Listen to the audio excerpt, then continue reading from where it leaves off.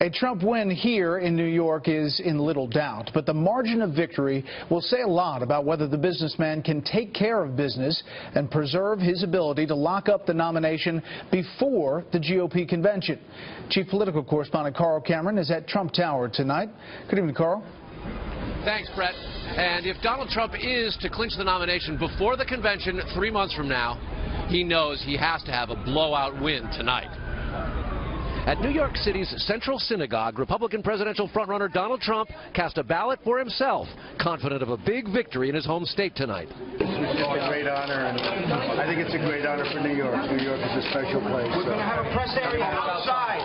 We're going to make America great again. Trump is trying to make his campaign better, too, after months of criticism that his team is ill-prepared. It was a great moment. Recently hired convention manager Paul Manafort and new political guru Rick Wiley, who ran Scott Walker's doomed campaign, are the new shot callers in charge of $20 million worth of ads and organizing in the final 10 states, including California, that vote in May and June.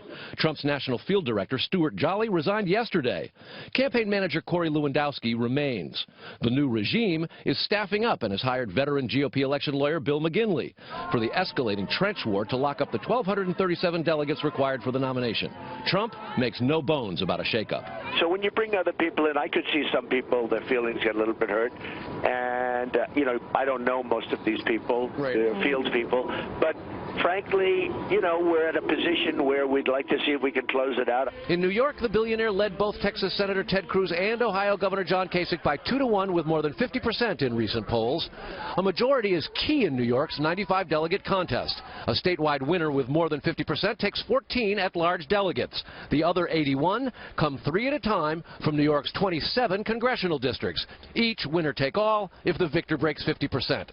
Kasich targeted specific congressional districts and hopes to pick up a dozen delegates. Cruz is downplaying expectations and could have a rough night in Trump's home state. Trump ended his Empire State run with a huge rally in Buffalo last night. He slammed John Kasich for having won only his home state and Ted Cruz for mocking New York values.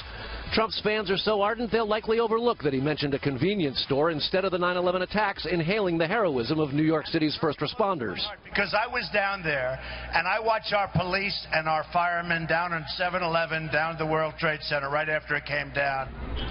Polls close at 9 o'clock Eastern time.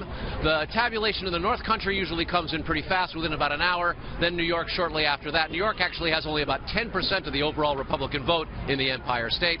And after that, well, we should have a good idea sometime between 11 and 12 about the size of Trump's win. Little doubt that he'll be victorious tonight. The question is by what margin, Brett? Carl Cameron, just a few blocks away at Trump Tower. Carl, thanks.